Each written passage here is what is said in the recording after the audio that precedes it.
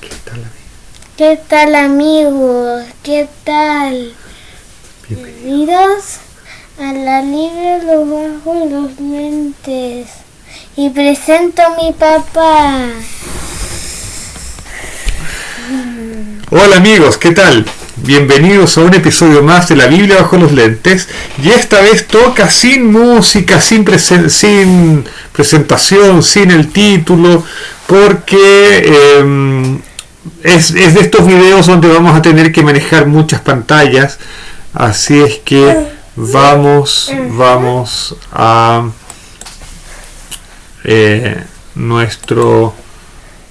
vamos a nuestro texto. Vamos a, como siempre,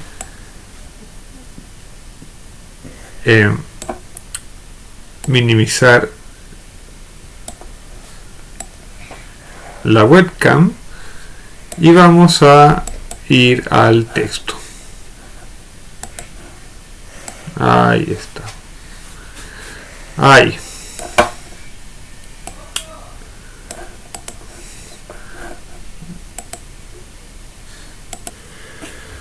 Entonces, en este episodio, en nuestro estudio del libro de Marcos, nos toca seguir con el capítulo 7, la segunda parte del capítulo 7.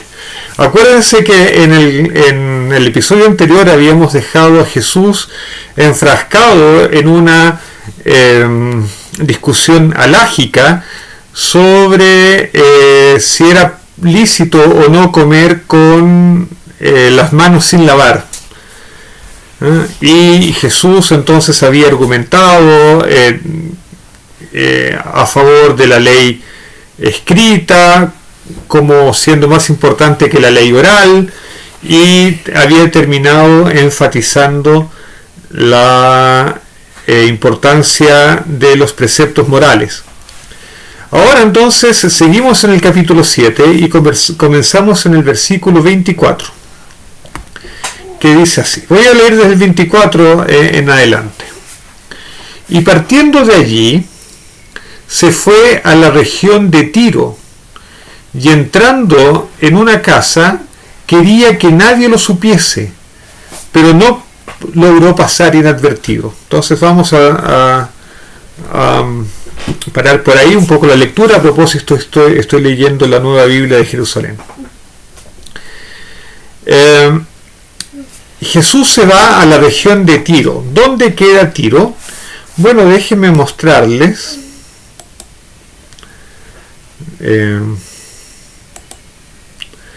Vamos a mostrar un poco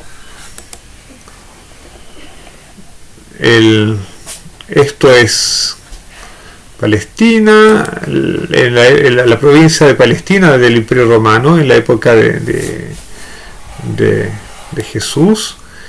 Y vamos a ver aquí en este mapa nosotros vemos Galilea. Judá está más abajo, está mucho más abajo. Aquí la parte rosada es Samaria, en amarillo está Galilea, y aquí al norte de Galilea está Fenicia, lo que hoy día es el Líbano, y aquí está Tiro. Entonces salió de Galilea, salió de la región de influencia de Israel y entró entonces a territorio pagano, a lo que hoy día es el Líbano, y se fue a la región de Tiro. ¿Y por qué se fue allá? El versículo nos informa que él quería estar de incógnito, él quería ir a un lugar donde no lo conociesen. Él quería descansar. Jesús quería descansar, y Jesús quería que sus discípulos también descansasen. Ahora, y esta es la primera reflexión que quiero hacer hoy día, porque muchas veces se nos informa a nosotros en las iglesias sobre la urgencia del Evangelio, sobre la urgencia de la predicación del Evangelio, y nos parece que tener una pausa, tener un descanso, es algo casi pecaminoso, es casi como una alta traición al mandato cósmico de predicar el Evangelio. Pero sin embargo aquí vemos a Jesús, al propio Jesús y a sus discípulos con necesidad de descansar, con necesidad de retirarse, de dejar un poco las presiones al lado para recobrar fuerzas. Si Jesús necesitó hacer eso, también nosotros. Y hoy en día en los ministerios en nuestras iglesias, en nuestros ministerios pastorales, deberíamos recordar que las personas necesitan descansar, las personas necesitan recobrar fuerzas, y que lejos de ser pecado descansar, es un mandato divino. Tanto es así, déjenme hacer una especie de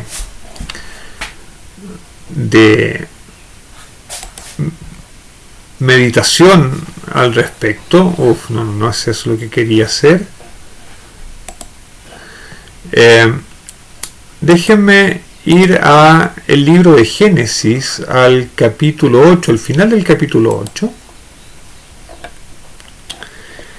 Fíjense lo que dice el capítulo 8 en los últimos versículos. Dice: al aspirar Yahvé el calmante aroma de los sacrificios hechos por Noé, dijo en su corazón: nunca más volveré a maldecir el suelo por causa del hombre, porque las trazas del corazón humano son siempre malas desde su niñez, ni volveré a herir a todo ser viviente como lo he hecho. Dios está prometiendo que no va a haber diluvio.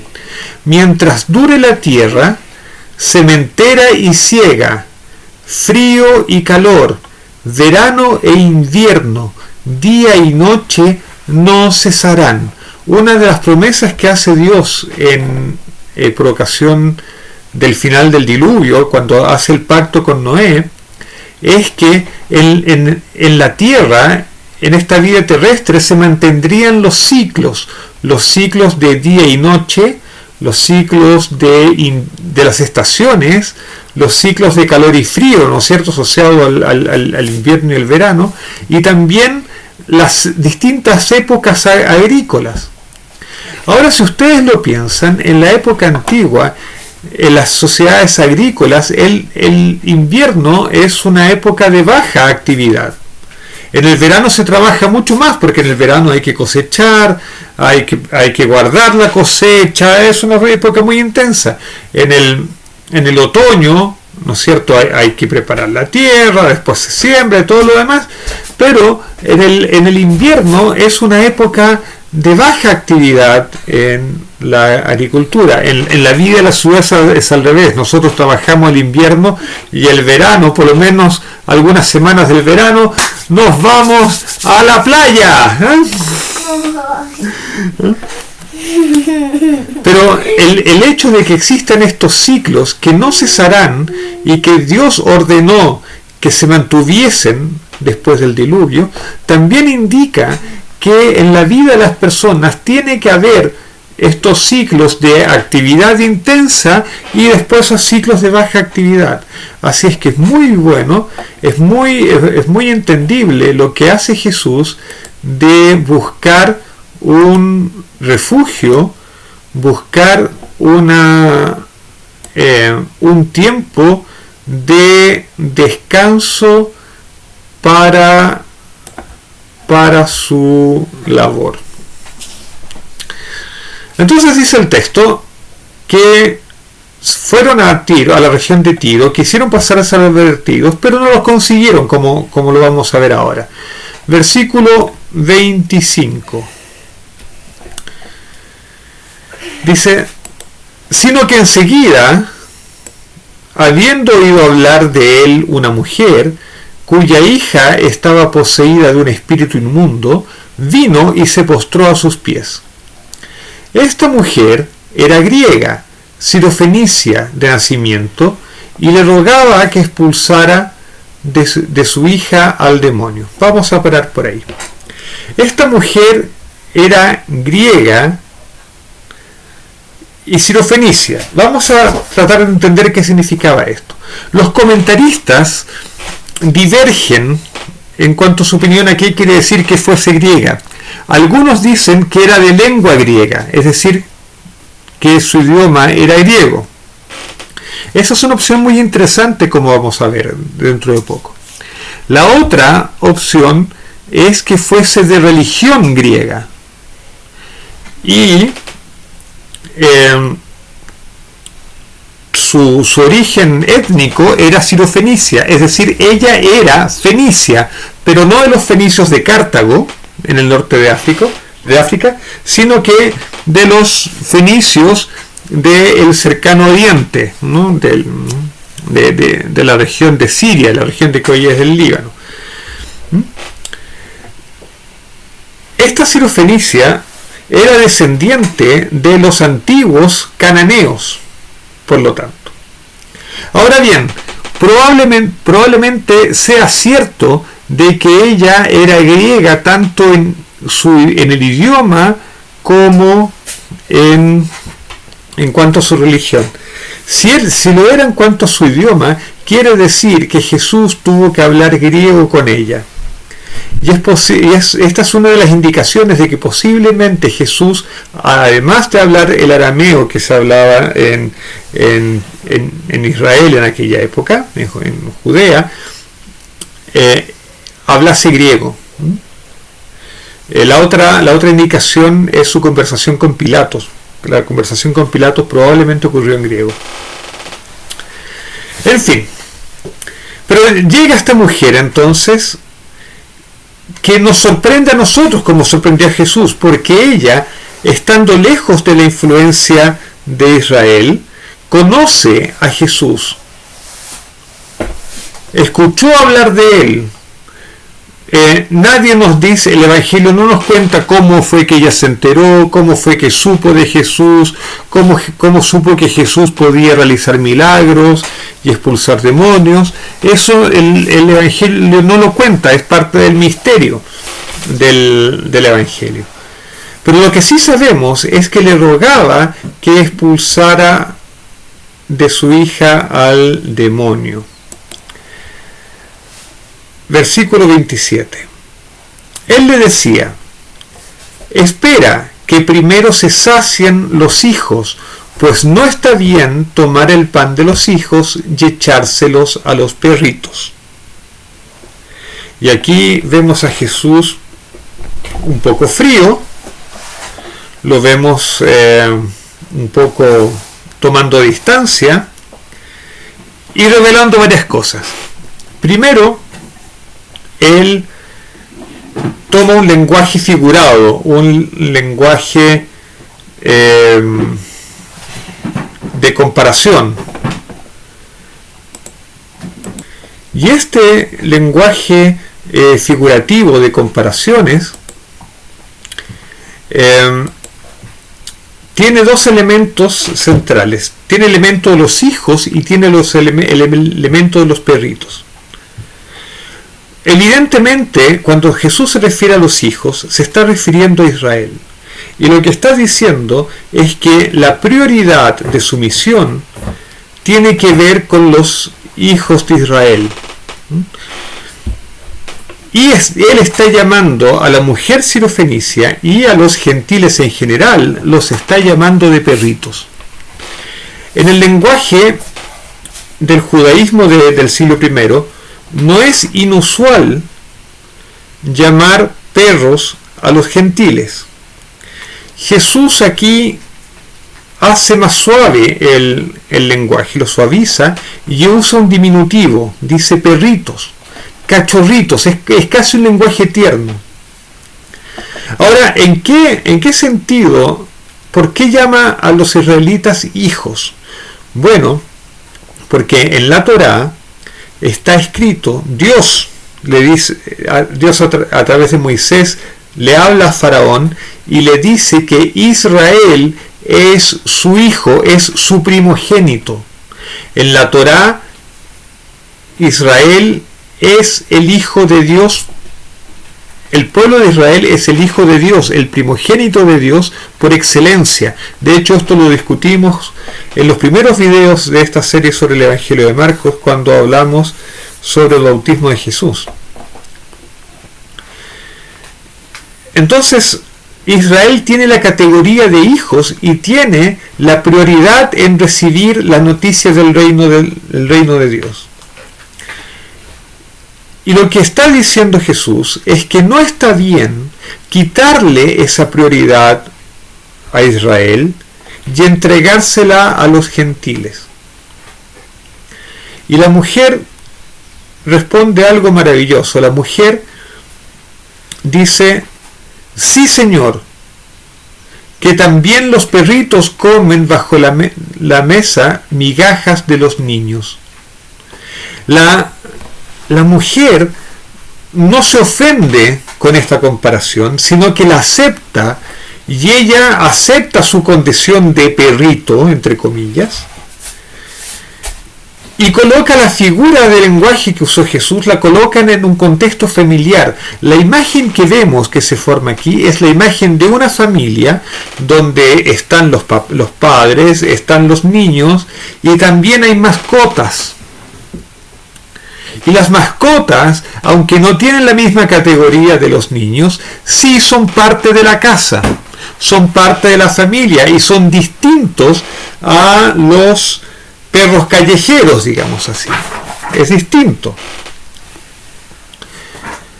Por lo tanto, la argumentación de la mujer es que hay perritos que también son parte de la casa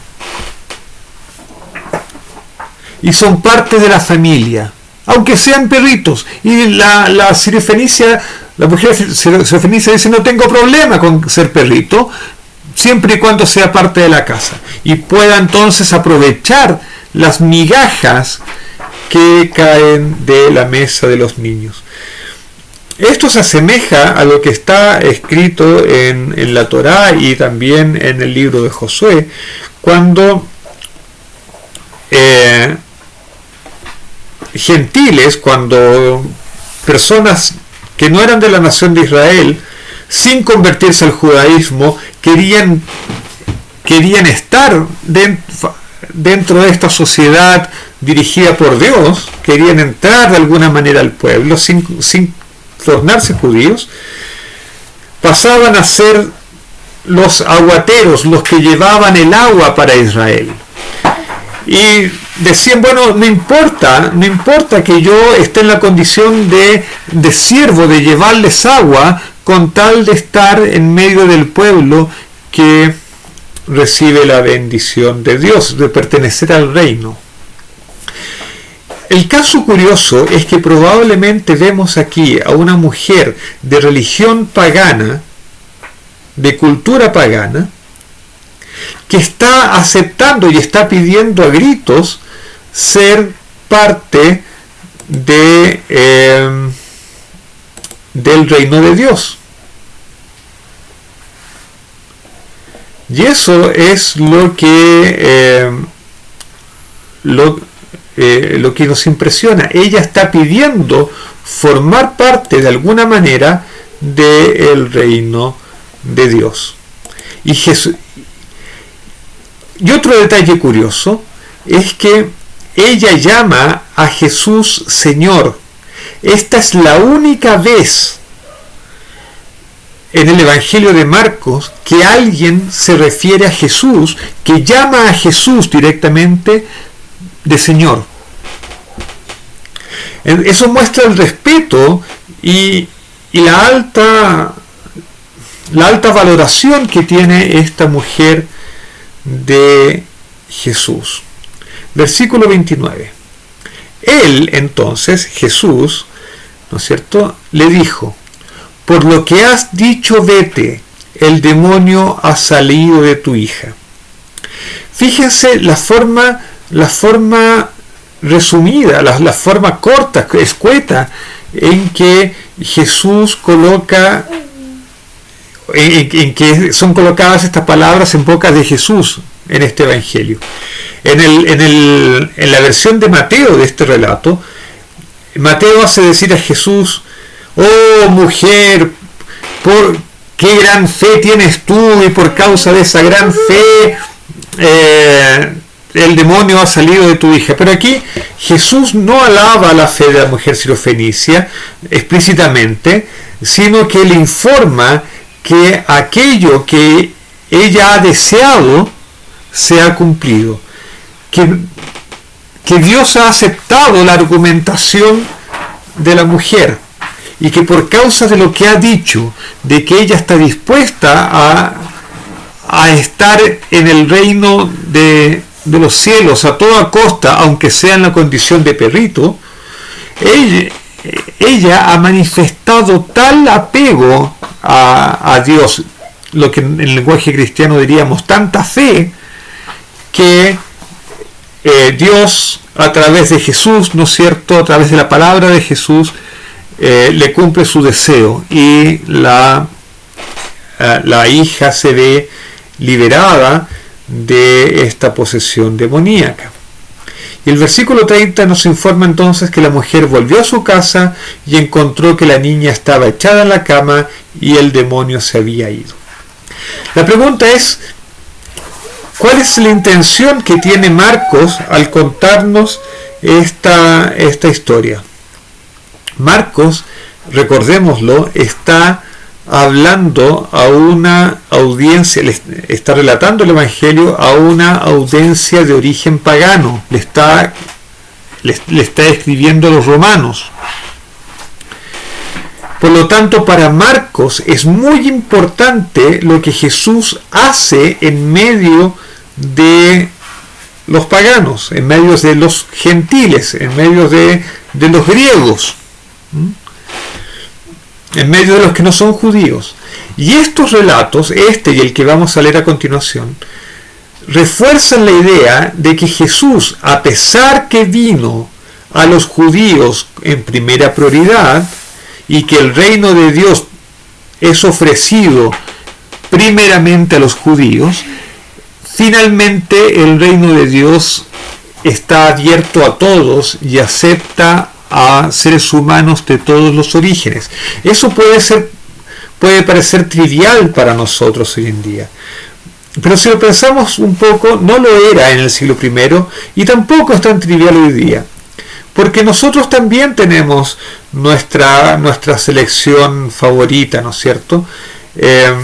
Nosotros comprendemos que Dios favorezca a alguien que es religioso, a alguien que va a la iglesia, a alguien que ora continuamente, pero nos preguntamos, ¿Dios responderá a las oraciones de los espiritistas? ¿Responderá a las oraciones de alguien que prefiere las religiones africanas? ¿O Dios escuchará el clamor silencioso, que no es una oración, de un ateo, pero que sufre internamente y cuya alma clama por ayuda? Dios escuchará el sufrimiento y las oraciones de personas que nosotros a lo mejor consideramos que no son dignas, que nos parecen que no responden a los estándares de la Biblia. ¿Será que Dios responde las oraciones, o escucha las oraciones, o está interesado en las oraciones de personas que no responden a nuestros estándares de corrección? Y la respuesta de estas historias, de la historia que acabamos de leer, es que Dios está interesado en las oraciones y en el sufrimiento de todos los seres humanos. Aquí vemos a una mujer pagana que se acerca al Dios de Israel, y el Dios de Israel no hace ningún reproche y atiende la oración de esta mujer. Esto nos llama entonces a revisar nuestros criterios de selección, digamos, los criterios con los que medimos a las demás personas. Y a lo mejor estamos dificultando el acceso a Dios a personas por quienes Dios tiene un profundo amor. Y eso a lo mejor debería motivar que modifiquemos ciertos discursos y ciertas actitudes. Ok, sigamos. Versículo 31. Se marchó de la región de Tiro y vino de nuevo por Sidón al mar de Galilea, atravesando la Decápolis. Y aquí yo no entiendo nada, porque déjenme mostrar el mapa. Déjenme mostrar el mapa. Vamos a ver si encontramos un mapa mejor que este de aquí. De hecho, voy a tener que cambiar el mapa. Disculpen. Este es un mejor mapa. Galilea está aquí, la región naranja. La región amarilla aquí es Fenicia. Aquí está Tiro. Y Decápolis está aquí, al otro lado del mar de Galilea, en esta sección amarilla aquí. De hecho, ahí dice Decápolis. Lo que el Evangelio de Marcos está diciendo es que Jesús salió de la región de Tiro, se fue hacia el norte, hacia Sidón, y dio una tremenda vuelta para volver al mar de Galilea, cuando podría haber ido en línea recta. Pero parece que Jesús se da un rodeo enorme para volver a la región del lago de Galilea. Es como si le hubiese estado haciendo el quite a su propia región, a Galilea. Recordemos que Jesús era de Galilea, aquí está Nazaret, en Galilea. Jesús le está haciendo el quite a su gente, los está rodeando para poder llegar a otra región de paganos sin tener que pasar por su propia región. Y uno puede preguntarse por qué. Bueno, aquí en Tirón ha encontrado fe. Vamos a ver, y ya hemos visto antes, que en Decápolis, en esa región de Decápolis, también ha encontrado fe. Pero en su región, en Galilea, y en la gente que ha sido enviada de Judea, ha encontrado resistencia. Y tenemos la paradoja. El pueblo llamado primogénito de Dios está rechazando el anuncio del reinado de Dios sobre ese pueblo. Y sin embargo, los paganos lo están aceptando. Esta es la paradoja que se va a dar también en la predicación de Pablo. No sé. Y es posible que se dé también en la iglesia, si es que no se está dando. Es posible que Dios se esté manifestando y pueda manifestarse mejor en la vida de las personas que no están en la iglesia que en la iglesia misma. Pero si la iglesia debería ser la regalona, ¿no? Debería ser la regalona. Ahí están las personas que van a alabar a Dios todas las semanas.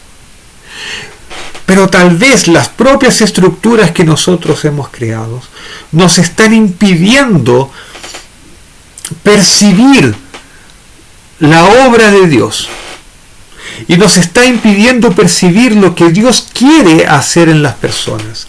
Y es posible que entre los paganos, entre comillas, entre aquellos que están fuera de las denominaciones, aquellos que están fuera de la religión formal, haya personas que sean mucho más sensibles a la obra de Dios de lo que estamos siendo nosotros.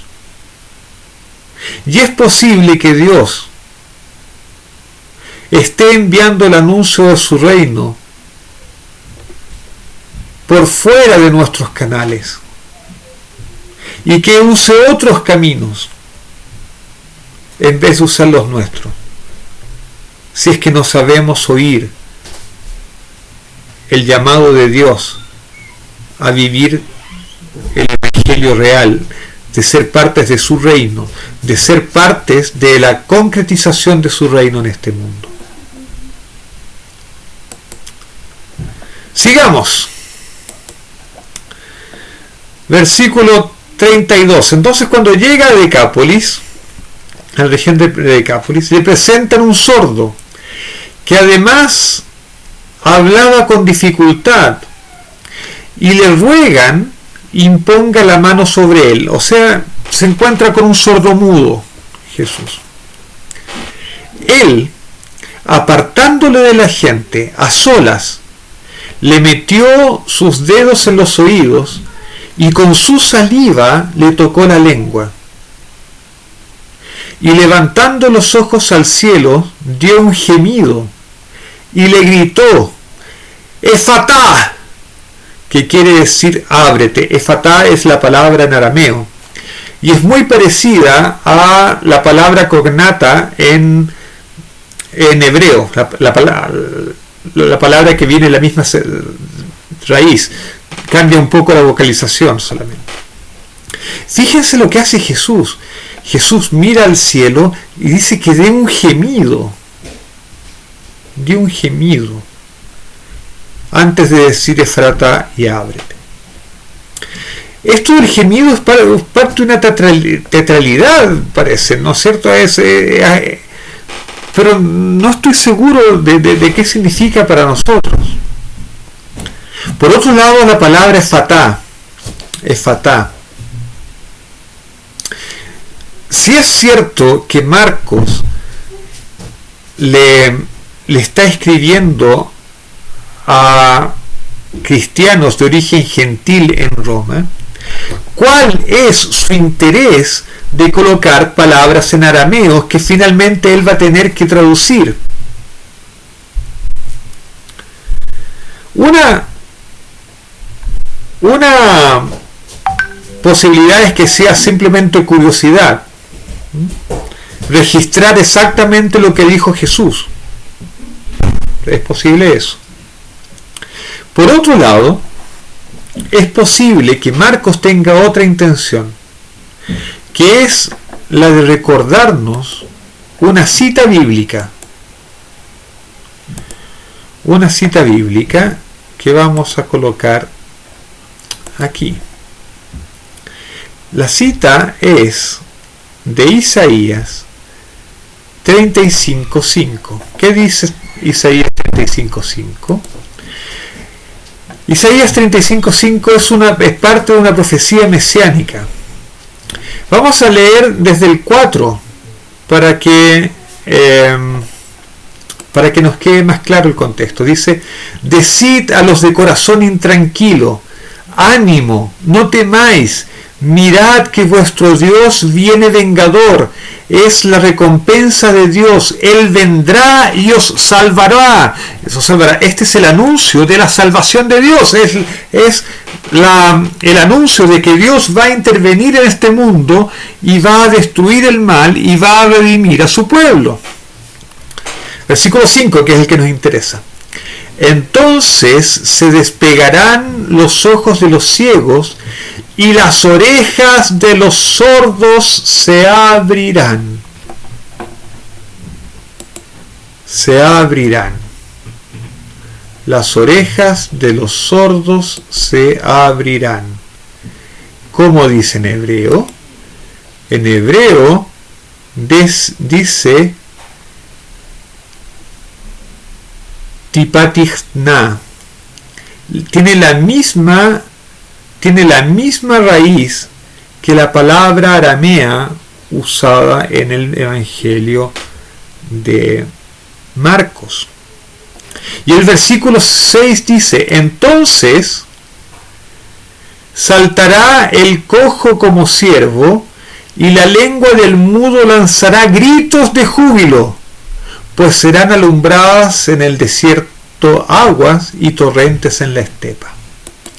Entonces, lo que nos está diciendo el Evangelio de Marcos es que se están cumpliendo las señales de la llegada del reino de Dios a este mundo. Porque cuando llega el anuncio, según Isaías, cuando llegase el reino de Dios a este mundo, los sordos escucharían y los mudos hablarían. y los cojos saltarían como ciervos, y los ciegos verían.